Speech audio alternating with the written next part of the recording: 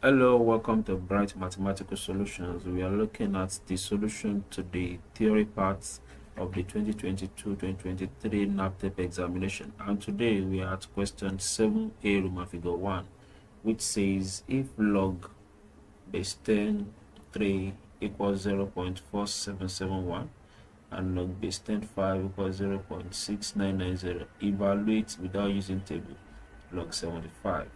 Now log base 10 75.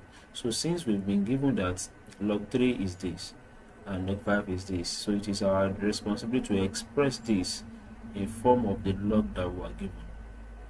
So we can write this expression to become log base 10 into, what are the factors of 75? We can say 25 multiplied by 3, or we can write it as log base 10 into 5 multiplied by 5 multiplied by 3. So from our law of logarithm, we can split the multiplication law plus log 10 5 and plus log 10 3.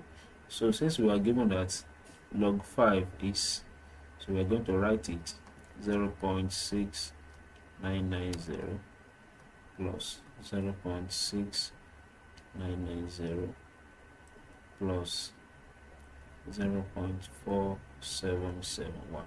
So if we add the 3 together, give us 1.8751.